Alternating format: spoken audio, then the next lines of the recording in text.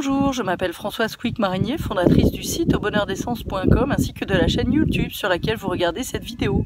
Aujourd'hui, je me trouve sur l'île des Canaries de Fuerteventura devant un champ d'aloe vera.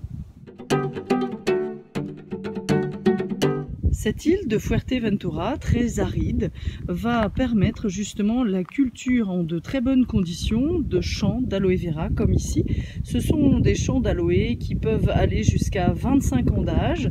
Vous avez par exemple ici tout à fait derrière des aloe qui sont d'une certaine couleur et qui commencent justement à tomber avec le vent, donc qui vont être replantés puisqu'on peut prendre un plant d'aloe vera, le laisser jusqu'à 3 à 6 ans sans terre, sans eau, le replanter, lui mettre de l'eau et il repousse.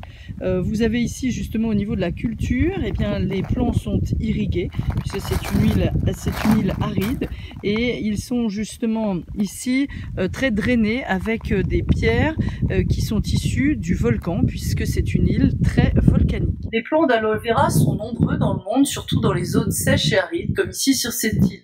Il en existe à peu près 200 sortes. Celui-ci est de l'aloe vera barbariensis Milan. Donc c'est celui qui est le plus dosé en substances minérales. Un plant d'aloe vera est dosé à plus de 97-98% d'eau et le reste de la matière sèche est composé notamment d'un sucre qui s'appelle l'acémanane. C'est quelque chose de très important que nous verrons tout à l'heure dans la crème et justement dans le gel d'aloe vera, ce qui fait justement cet effet élastique qui est très important et qui donne toutes les propriétés à l'aloe vera. Nous avons également des minéraux qui sont importants dans ce plant d'aloe vera. Alors ils sont cueillis, comme nous le verrons, justement de l'extérieur. Voilà un plant qui a plus de 8 ans. On cueille jusqu'à des plants de 25 ans. Il faut au moins attendre qu'il ait fleuri entre 3 à 8 fois pour qu'il concentre justement les minéraux dans sa matière sèche pour qu'il soit de très bonne qualité. Nous allons tout d'abord voir la fabrication de l'aloe vera qui justement est très protégée au niveau de la chaleur ou autre par ces feuilles très résistantes qui ont même des petits piquants à l'intérieur. Donc on va toujours choisir pour faire du très bon gel d'aloe vera des plants qui sont plutôt ici orangés voire rouges comme vous le voyez ici sur cette partie de champ, et nous allons pouvoir utiliser justement l'intérieur de cette feuille d'aloe vera qui va être cueillie donc de l'extérieur vers l'intérieur, que l'on va ensuite peler et ensuite extraire le sucre puis le gel. Vous avez ici la découpe des feuilles extérieures du plant d'aloe vera. Nous n'allons pas tout enlever justement pour préserver le plant qui doit continuer à produire des feuilles d'aloe vera. Et donc une fois que ces feuilles sont justement récoltées, on va les rassembler ici dans des panières pour pouvoir les traiter et récupérer le gel. Donc première étape, on va d'abord couper les extrémités inférieures et supérieures de chaque feuille ici avec des couteaux, de telle sorte que l'on puisse faire descendre déjà le sucre. Ensuite, chaque feuille de chaque côté est coupée avec une trancheuse comme ici pour enlever les extrémités avec les piquants et permettre d'accéder au gel ou au jus d'aloe vera. Ensuite, nous avons ce sucre d'aloe vera qui est laxatif et qui est irritant, donc il va falloir le faire descendre par différence de densité. Il est liquide, donc il va descendre le long de la feuille et il va s'oxyder de manière rouge, comme vous pouvez l'apercevoir ici. Et on va ensuite laver ces feuilles de telle sorte que l'on puisse évacuer ce sucre qui est très liquide. Une fois que cette première opération a été faite, on le met carrément dans des bains 4 fois, où vous voyez justement cette couleur rougeâtre du sucre qui est séparé des feuilles définitivement pour avoir des feuilles sans problème de laxatif ou d'irritation. Ensuite, ces feuilles, une fois débarrassées du sucre, sont broyées ici entre des gros, vous voyez, rouleaux. On voit ici couler le gel en bas. Ces feuilles vont être séparées du gel que vous voyez ici entre les rouleaux, et on voit ici de très près l'acémanane, donc le gel avec son sucre qui propose justement les propriétés tonseuses du gel d'aloe vera. Dernière opération concernant le gel, le broyage pour bien homogénéiser tout ça, et c'est conservé dans des frigos pendant 1 semaine, toujours broyé pour que le gel soit très homogène. On récupère la pulpe, ensuite cette pulpe va être utilisée en agriculture, va être utilisée pour du compost ou autre, tout est utilisé bien sûr, très intéressant, et on voit ici le dernier produit dans les cuves d'aloe vera. Voilà, donc je vais vous montrer sur cette feuille d'aloe vera.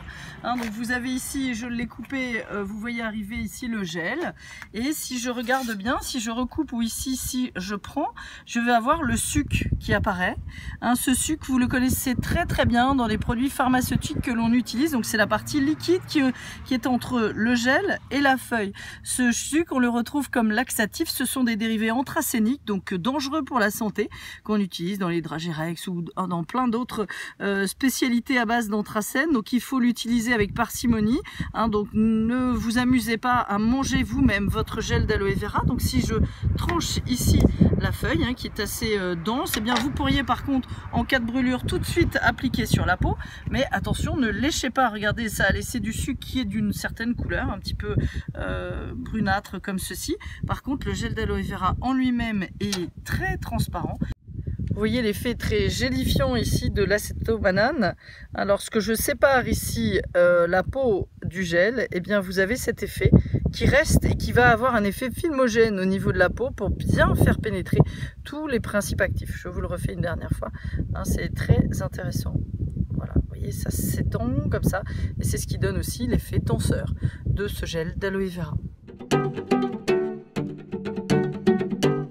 L'aloe vera a de très nombreuses propriétés, en tout cas son gel sera très très intéressant justement grâce à l'acémanane pour justement très bien diluer les huiles essentielles. Par contre, c'est un gel très aqueux qui contient, je vous le rappelle, entre 97 à 98% d'eau.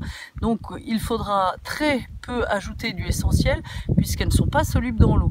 Donc si on met par exemple une concentration de 10% dans une huile végétale, d'une huile essentielle ou de plusieurs en tout, et bien là nous ne pourrons mettre que 10 fois moins, c'est-à-dire 1% dans le gel d'aloe vera.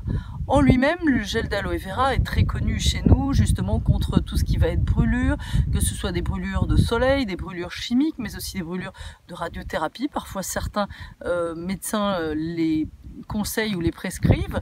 C'est aussi un gel qui va très bien pénétrer la peau, qui a un effet anti-rides, anti-taches, qui va justement permettre cet effet tenseur au niveau de la peau. On l'utilise également de manière très courante dans les bains de bouche, pour tout ce qui va être soins de bouche, des mycoses jusqu'aux infections, aux aftes, ou simplement pour des personnes âgées qui vont avoir besoin de rafraîchir la bouche et d'utiliser des huiles essentielles à petite dose, avec également par exemple de l'huile d'argousier ou autre. Donc c'est très intéressant. Néanmoins, faites attention justement aux effets secondaires si c'est du mauvais gel d'aloe vera. Je vous conseille effectivement du gel qui va être, alors évidemment on n'utilise pas du gel 100% puisque le gel d'aloe vera ne se conserve pas en lui-même. Il faut ajouter de la vitamine C, de la vitamine E, du sorbitol ou du potassium pour justement le conserver. C'est un pharmacien du Texas qui dans les années 60-70 a justement trouvé cette méthode de conservation du gel d'aloe vera qui s'appelait Bill Oates. Donc vous avez attention justement aux contrefaçons lorsque vous voyez même en pharmacie du 100% gel d'aloe vera, ça n'est pas possible.